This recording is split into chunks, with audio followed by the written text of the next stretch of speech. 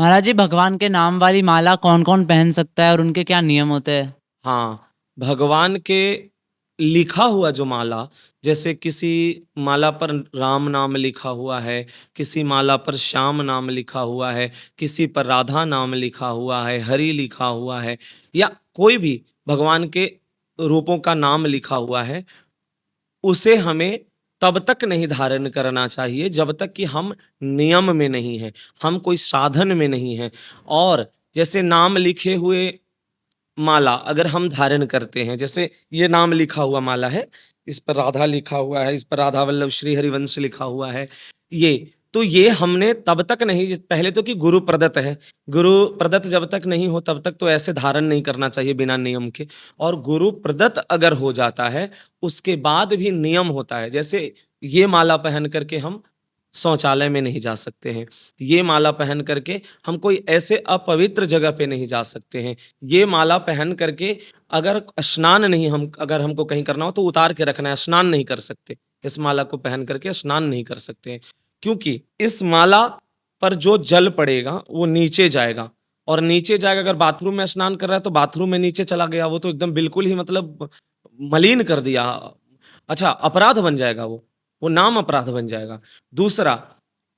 ये माला अगर हम स्नान करके कहीं उसका जल गया और किसी के चरण पड़ गया तो अपराध बन जाएगा, नाम अपराध बन जाएगा। तो इसीलिए ये माला तब तक धारण न करें जब तक कि हमारी साधना वैसी नहीं हो और हम साधक ना हो, और वो भी साधक में भी हमारी संयम नहीं है, तब तक नाम लिखा हुआ माला को धारण नहीं करें। आजकल देखते क्या है कि जैसे नाम लिखा हुआ, सीताराम लिखा हुआ, राधा राधा लिखा हुआ, राधे राधे लिखा हुआ, राधे श्याम लिखा हुआ, कृष्ण लिखा हुआ, जो दुपट्टा होता है, या हमने तो कई को देखा इसी वृंदावन में शर्ट पहने हुए, नाम लिखा हुआ, उस पर पूरा शर्ट से वो प्रिंट किया हुआ है। उसको हमने पूछा कि भैया तुम ये जो पहना है इसको क्या करोगे? तो बोला कि हम इसको कुछ नहीं, ऐसे ही फिर इसको धो करके और रखेंगे, फिर वापस ज़रूरत होगा तो पहनेंगे। तो हमने बोला कि धोओगे कहाँ? तो घर में, बाथरूम में। हमने बोला कि इसे, तो उसको फिर हमने समझाया कि ये जमुना जी में इसको अभी जा करके सबसे पहले तो इसको उतार करके जमुना जी में इसको धो दो, और धो करके इसको अच्छे से करके अपने मंदिर या पूजा के जो स्थान है वहाँ पे इसको रखो। कहीं भी इसको ऐसे ना, मतलब अपवित्र जगह में इसको ना रखो, क्योंकि जो नाम लिखा हुआ होता है वो नाम लिखा हुआ कहीं भी, जो भगवान का जिस पे राम लिखा हुआ, सीता राम लिखा हुआ, राधा नाम लिखा हुआ, वो हम कहीं भी ऐसे उसको धोएं नहीं, उस वस्त्र को, उस अंग वस्त्र को, उस वो चुनरी को, या जो भी वस्तु हो, खास करके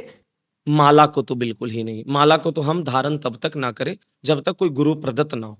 तो हमें इससे बचने की जरूरत है। अब ऐसे ही नाम लिखा हुआ आजकल कहीं भी लोग पहन रहे हैं, कहीं भी जा रहे हैं, कहीं भी उसको जैसे मन में आ रहा है, मनमानी हो गया है, मनमानी उसको अपना इस्तेमाल करते हैं, जबकि नाम दिव्य है, क्योंकि नाम से ही नामी खींच के आता है। देखो, नामी से बड़ा नाम को कहा गया है, नामी से बड़ा नाम को, क्योंकि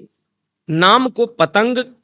की डोर कहा गया है और नामी को पतंग। तो जब हम डोर को खींचते हैं तो पतंग आता है अपने आप, यानी कि नाम ज्यादा बड़ा है। नाम राम से बड़ा है, राम का नाम। तो नाम अपराध जब बनेगा, तो पहले तो कि नाम अपराध बहुत ही बड़ा अपराध है, जैसे वैष्णव अपराध होता है उसी तरीके से नाम अपराध है। नाम अपराध में तो नाम छूट जाएगा, बिल्कुल ही, मतलब एक तरह से भ्रष्ट की स्थिति हो जाएगी जब तक कि कोई संत महात्मा बचाए नहीं, गुरुजन बचाए नहीं। तो इसीलिए नाम लिखा हुआ कोई भी चीजों को बहुत ही हमें संभल करके और बड़े ही सावधानी से उसको हम उपयोग करें, और उसे नहीं अगर कुछ समझ में आए तो उसको हम आसन पर रख दें, आसन पर रख के उसको, जहाँ पे मंदिर हो, जहाँ पे